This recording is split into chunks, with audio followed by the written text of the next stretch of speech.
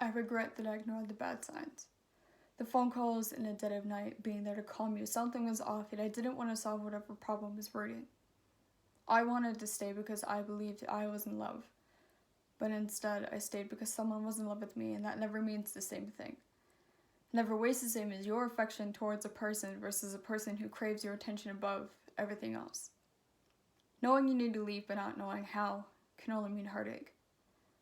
I felt I was constantly rescheduling a moving day with only packed boxes to lean on for my support, proving that my truck was once again delayed.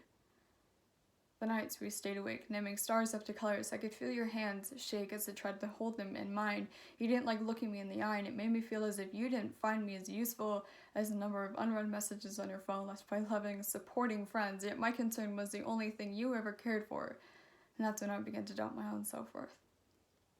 After spending all this time looking after you, I forgot how to look after myself. And you can pick your fights. Argue with me over sleeping through a 3 a.m. phone ring. I wasn't aware that this cloud hovering over me was not to keep you in mind. It was a storm to keep me locked inside while you took hour-long car rides to country festivals with your family. While you stayed weekends at your sister's. Why wasn't I allowed outside? I remember you never passing up an opportunity to tell me you wanted to stay together, like a reminder of who I belonged to, but I'll never belong to someone who holds me accountable for their problems and then deny my ideas for solutions before we're back on square one and you tell me you love me the next morning. You love me the next morning. Why couldn't you love me last night? It is unhealthy to always ask for help from someone who never accepted assistance. You are unable to make me think that your situations, no matter how relevant or non-relevant they were to mine, were ever mine to solve with no instructions which variable to find. I was forgetting how to look after myself. Don't go. You're the only one who listens. You blow my phone up with "you don't understand" text messages. Stay here. We don't know the consequences. Another night asking how much my worth is. Don't hate me. Fighting is my defense.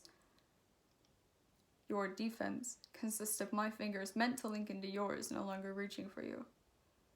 The consequences are that I lose myself fighting for your own stability.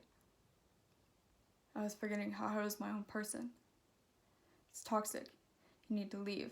How can I when they trap me in conversations about our future that I no longer see myself in? It's unhealthy. Find someone better. Please, tell me that better is someone who does not bury my wishes with their wanted concrete confidence.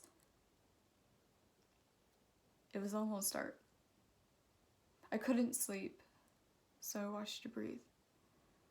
The way your lips moved to say my name is a trick. I didn't know how to stop falling for this, for you. I didn't know how to stop myself from falling for you. It was almost dark. But instead of a perfect canvas, you painted me. And instead of brushes, you used pens. And now crawling out from under the ashes of my own being, I am almost art again.